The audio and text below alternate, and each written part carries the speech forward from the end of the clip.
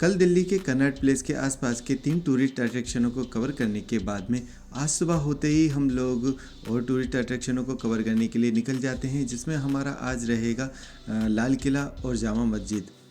Public transport bus की मदद से हम लोग पहुंच जाते हैं लाल किले के पास में, पर वहां से करीबन आधा किलोमीटर की दूरी पर लाल किला था, इसीलिए हमने वहां पर खड़े हुए एक साइकिल रिक्शा वाले की मदद ली, जो कि फ्री बैठे हुए थे। तो मैंने बोला इनका भी काम चल जाना चाहिए और हमारे भी काम चल जाना चाहिए, इसीलिए इनकी मदद से हम लोग पहुँच गए थे लाल किला। पर लाल किले पर पहुंचकर हमें पता चला कि यहाँ पर तो पुलिस वालों की छावनी डली हुई है, जिन्होंने बैरिकेडिंग कर रखी है और लाल किले में किसी को भी घुसने की, किसी भी टूरिस्ट को जाने की अभी अनुमति नहीं है। और इसका कारण है किसान आंदोलन। अभी इसी समय किसान आंदोलन चल रहा है, इसी वजह से उन्होंने लाल किला और जंतर मंतर पर जाने की अनुमति नहीं दी है।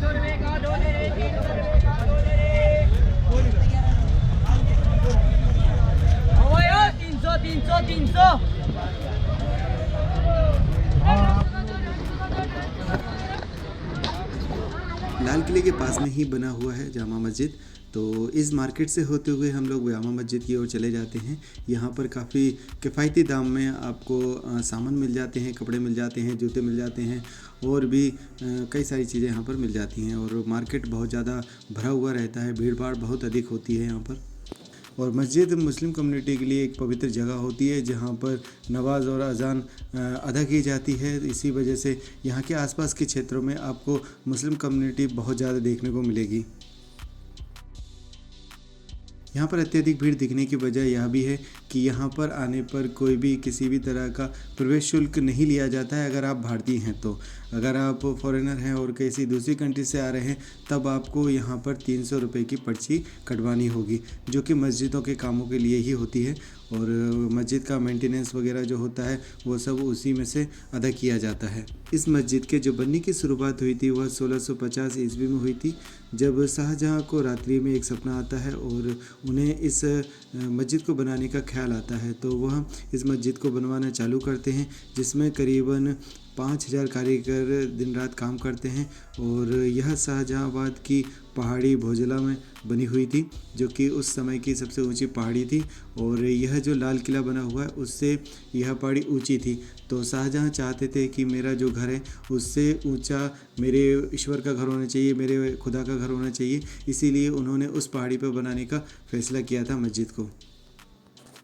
इस मस्जिद को बनाने में करीबन 7 से 8 साल लगे थे और यह 1656 ईस्वी में बनकर तैयार हुआ था।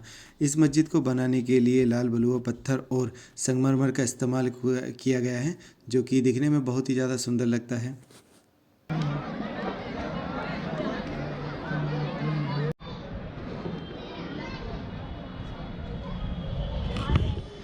तो ये है जामा मस्जिद, जो कि इंडियंस के लिए फ्री है, पर फॉरेनर के लिए 300 रुपये देने पड़ते हैं, जो कि मस्जिद के ही कामों में लिए जाते हैं। इस मस्जिद के पत्थरों पर हिंदू और इस्लामी शैली का जो चित्रण किया गया है वो अद्भुत किया गया है, बहुत ही सुंदर लगता है।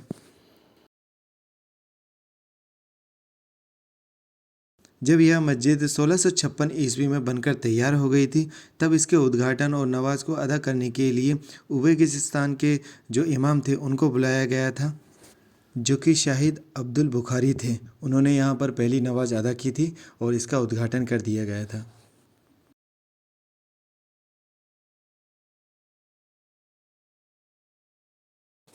तो यह शाहजहाँ के द्वारा बनाई हुई आखिरी इमारत थी। इसके बाद में फिर शाहजहाँ ने कहीं पर भी कोई निर्माण कार्य नहीं चालू करवाया और यह अभी तक भारत की सबसे ऊंची इमारतों में शामिल है।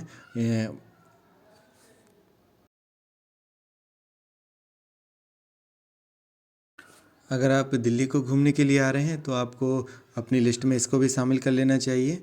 और यह ज़्यादा दूर नहीं है, लाल किले के बिल्कुल सामने ही स्थित है। तो अगर लाल किला घूमने के लिए आ रहे हैं, जामा मस्जिद भी आ जाइए, कोई फ़ीस तो है लगनी नहीं है, इसी वजह से आप अच्छे से इसको एक्सप्लोर कर पाएंगे। यह मस्जिद मुझे देखने में कुछ कुछ जो फतेहपुर का बुलंद दरवाज़ा है वहाँ के लुक में दिखाई दी, उसी की तरह यह मुझे दिखाई दिया।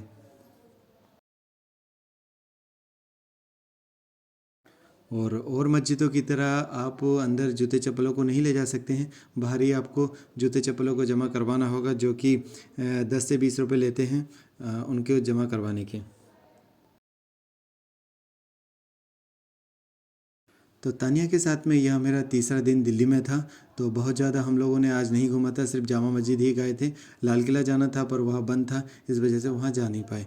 तो अगर आपको यह वीडियो अच्छा लगा है तो आपसे तहे दिल से निवेदन है कि आप इस वीडियो को लाइक कीजिए। चैनल को अभी तक आपने सब्सक्राइब नहीं किया है तो प्लीज़ उसे सब्सक्राइब भी कर लीजिए, क्योंकि अभी बहुत कुछ घूमना बाकी है।